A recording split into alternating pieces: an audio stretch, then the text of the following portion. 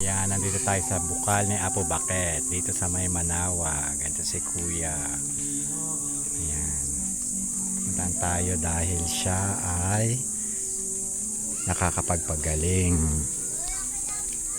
Ayan, pwede maligo daw tsaka inumin.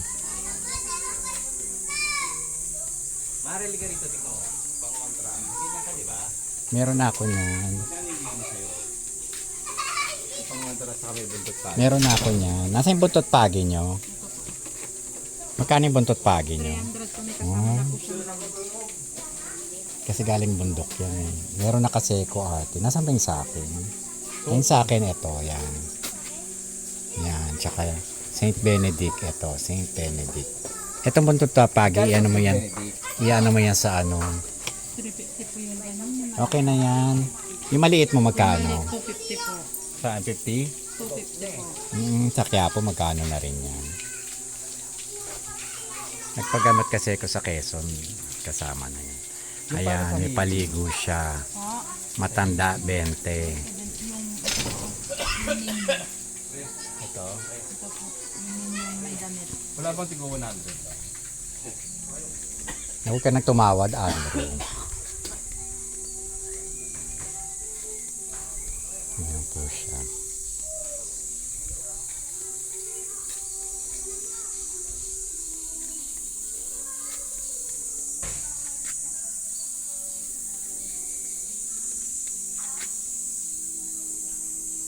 Tibubon ni Apo Baket.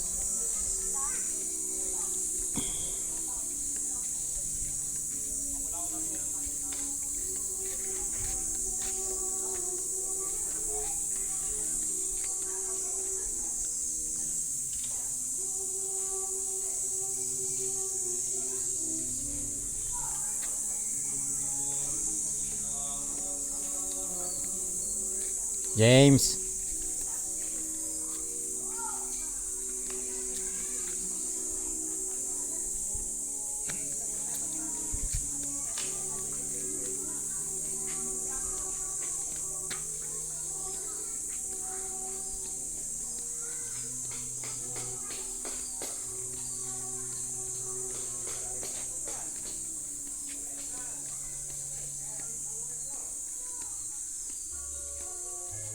Tutumba na si Kuya Jess, oh.